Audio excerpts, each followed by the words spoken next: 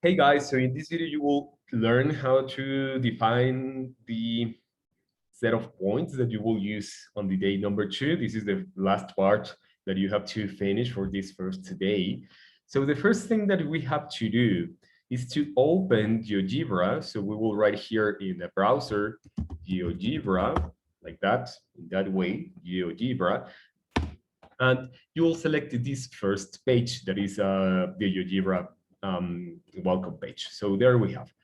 All of us are there. So pay attention to this. The thing is that you will click here on the upper right corner and you will select GeoGebra Classic GeoGebra, please, again. You will select here these options and you will click on GeoGebra Classic or Classic GeoGebra, and you will obtain something like this on your screen.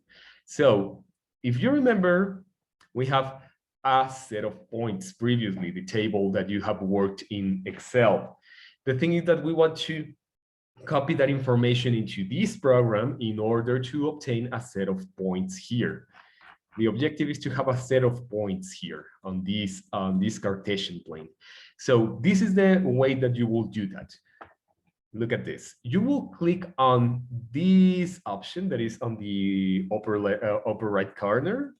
There we have, and we have something that says Archivo, Nuevo, Abrir, Guardar. We don't care about those ones. We will click on Appearances, on Apariencias. We will click on there, and we will see different options here. The thing is that we will select this hoja de cálculo, this option that you have there. You will click on that, and you can see that GeoGebra has opened something similar to the Excel file. So once you have that sheet there next to the graph, next to the Cartesian plane, the thing is that you will copy and paste all the previous information that you have before in the Excel table. So I will select all of this information, all of this data that has to do with temperatures and months, if you remember.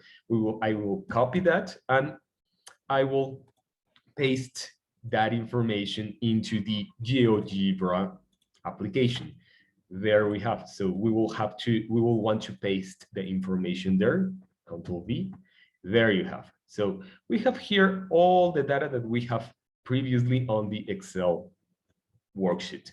Now, the last thing to do after copying the information, what you have to do is the next thing. You will select all of these points, or not points, all of this data. There we have. We have selected all of these data. That is the way you will see this blue square or blue rectangle circling surrounding all these points.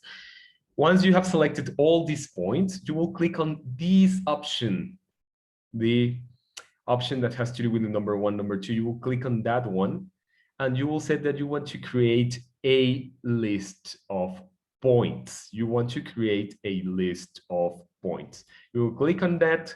You will say, okay, beautiful. We have all the coordinates there, and you will click only on OK. Please don't change anything here. You will click only on OK, and you will obtain something like this. This is the last thing that you have to do today. This is what we want to work as the base for tomorrow, part of the core activity. So that is the way in which you have to do it.